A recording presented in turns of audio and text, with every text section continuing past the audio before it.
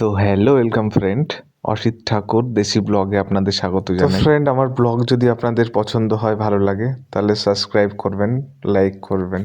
তো ফ্রেন্ড, আজকে সবারই অনেকটা আনন্দ, অনেক খুশির একটা খবর।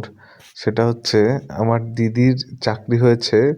প্রাইমারি 2014-এর যে ব্যাচ ছিল, ওই ব্যাচের আজকে জয়েনিং হলো।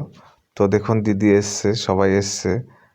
তো ফ্রেন্ড বলি, শুধুমাত্র যে দিদির চাকরি হয়েছে বলে সবাই আনন্দিত তা না, আরও অনেক কারণ আছে।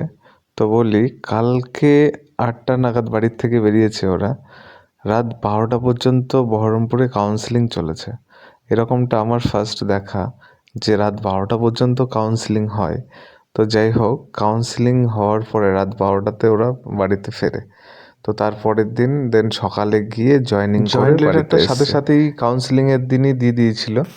তো আর তারপরের দিন গেছে, গিয়ে তারপরে ডিআই অফিসে গিয়ে সব ফর্মালিটি সব পূরণ করে তারপরে জয়েনিং করে একবারে বিকেল 5টা 5:30টার দিকে বাড়িতে চলে এসছে।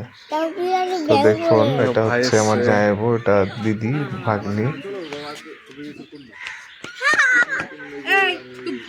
হাত ধো ভালো করে, হ্যাঁ সাবান দিয়ে হাত ধো, আগে চোখ মুখে জল দিয়ে। কি বলছি, কেন হাত ধো? কিছু বল। তো ফ্রেন্ড বলি, এত খুশি হওয়ার কারণ কি? কারণ হচ্ছে আমার দিদির তো চাকরি হয়েছেই, দিদির জায়ের হয়েছে এবং দিদির ভাসুরে হয়েছে। ওদের তিনজনের একসাথেই হয়েছে। তো তিনজনাই 14 সালে পাশ করেছিল। তো তারপরে তো নিয়োগ বন্ধ ছিল টোটালি। তারপর নিয়েছে, কিন্তু মানে টোটাল নেয়নি। তো তারপরে কেস চলছিল, কেস চলার পরে আদালত থেকে রায় দিয়েছে, দিয়ে তারপরে সবাইকে নিয়োগ করে। এতদিনে কষ্টের ফল, খুশি তো একটু হবেই, তাই না বন্ধুরা? আমিও একটু খুশি হব আপনারা যদি লাইক করেন, সাবস্ক্রাইব করেন। তো এটা হচ্ছে আমার ভাগ্নি, আর এটা হচ্ছে ভাগ্নে। গুন্ডা একটা, এত বদমাইশ, দেখুন কি করছে। কোনো কাজ নেই, ও শুধু দুষ্টুমি করবে, এই করবে সেই করবে সারাদিন। আজকালকার বাচ্চারা ঠিক এইরকম।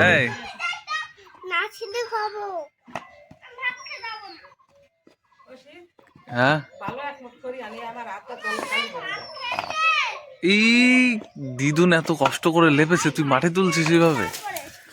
হ্যাঁ, এই বদমাইশ, দিদুন এত কষ্ট করে ইয়ে করেছে, লেপেছে।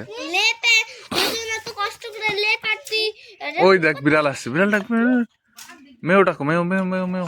তো ফ্রেন্ড দেখুন, এটা হচ্ছে দিদির ভাসুর, আর এটা হচ্ছে দিদির জা।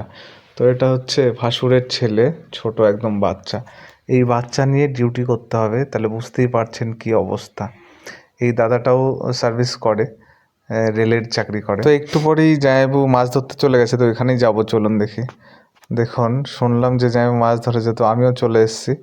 যে দেখুন কত বড় একটা মাছ ধরেছে, পুকুরের একদম মানে সেই তরতাজা রুই মাছ।